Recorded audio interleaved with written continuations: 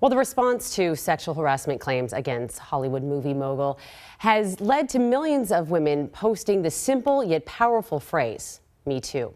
One of the biggest frustrations surrounding the Weinstein scandal is that no one spoke up for decades. It was just swept under the carpet, but not anymore. Sexual harassment and assault are not easy topics to talk about, and the story I'm about to tell you may not be something you want your children in the room for. Now, as a journalist, I've covered many stories about sexual assault, but there's one I will never forget. I couldn't forget it if I tried. It's a story about a girl who I believe is nothing short of inspirational. At just 4 years old, her father died and she was sent to stay with her aunt and uncle. She remembers being excited to get on a plane and spend the summer in Colorado playing with her cousins. She really looked up to those two older boys. She couldn't wait for the fun they would have. But there was nothing fun for her in the basement of their house. You see, that's where her 16-year-old cousin first took her to touch her. He made her do things in exchange for candy he kept high on a shelf that she was too little to reach. She doesn't remember how many times it happened, but to this day, her stomach turns when she smells a musty room. When she finally returned home to her mother at the end of the summer, she stayed silent, obeying her promise to tell no one. Luckily, it wasn't long before her cousin confessed. He came forward later that year and told his family what he had done to her and other children. But what the girl didn't know at the time was that she was not alone in this life. Her mother was abused too, and her grandmother before that. You see, in her family, sexual abuse was an epidemic, a culture where young women, children, were preyed upon. It happened at a time in society when families just swept the ugly stuff under the rug, each victim believing that they must have done something wrong, and therefore it could only happen to them. So it continued on for generations. The effects of abuse manifested in many forms for each woman: depression, sexual promiscuity, drug abuse, and the inability to communicate with others. But this is a story of inspiration. And here's why this woman inspires me. She ultimately refused to let her past define her. The woman I know still struggles with confidence, panic, and sadness. But today, she refuses to stay silent. Every time I see her, I try to build her up. I tell her she's smart and worthy and wonderful. And then I walk away from the mirror and I start my day. You see, the girl I'm talking about is me.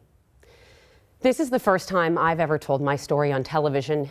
In fact, it was just a few weeks ago that I told the story publicly for the first time to a gathering of abuse survivors. So why now? Because I think it's time to wipe away the glossy exterior. Anyone can be affected by sexual abuse. Even the lady who brings you the news and wishes you good morning with a smile on her face. The need for healing continues years and years after the abuse has happened. If it weren't for my mother and my grandmother who built me up, my husband and my family who love me, and my therapist who helped me face my trauma and move forward with my life, I wouldn't be where I am today. What happened to me was awful, but most importantly, it does not define who I am, and it has taught me that no one can take away the essential part of myself. It has made me not just a survivor, but a fighter. We can all keep fighting against sexual harassment and abuse, whether it's a simple post with 2 powerful words or by speaking publicly. Please don't be afraid to talk about it. Let's shine a bright light on all the dark and musty basements. Let's let the ones who suffered know that they are not alone, and that while much has been lost, pride, strength, and soul have not been taken. You can help by speaking out, by helping others find their voice. Thank you so much for letting me take down the veil and share my story. Now I want to hear your story. Please let us know how you've been affected and persevered in the face of sexual assault.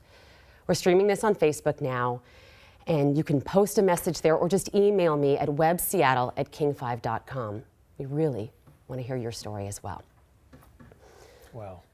That was really powerful and really poignant and moving, and I had no idea. We're friends outside of this building, and I'm proud of you, and I feel like as people we're all sort of layers.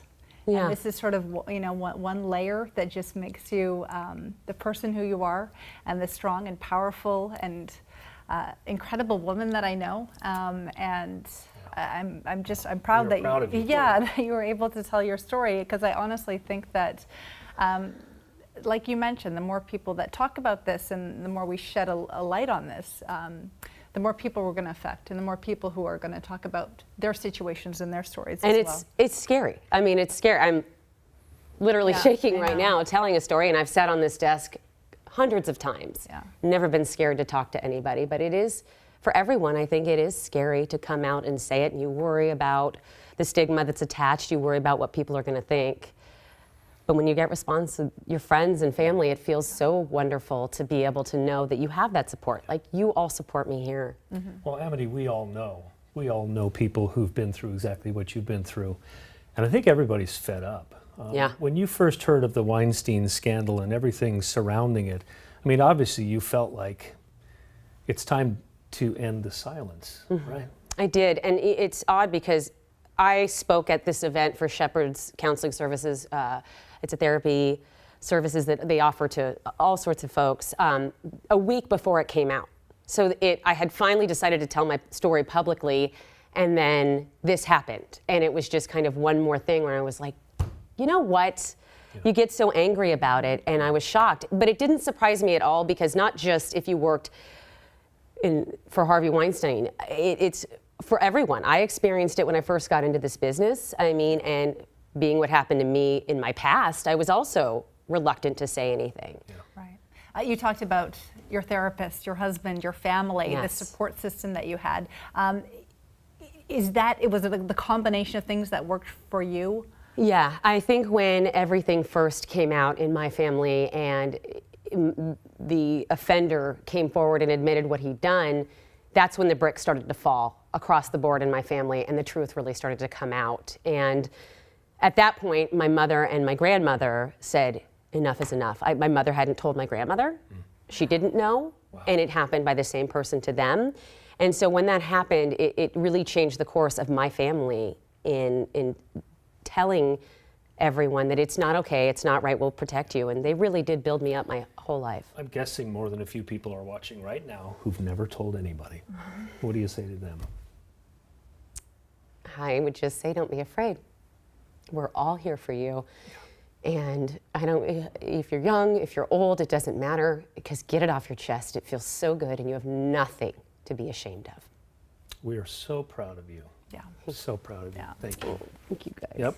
Amity, you're going to be speaking with the counselor coming up just a little later on, Yes. just a few minutes away. So stick around for that, and also hopefully taking some questions. If you have any questions at home, you can get on to Facebook and ask some questions. We'll get those questions to the counselor as well. Thanks, Amity.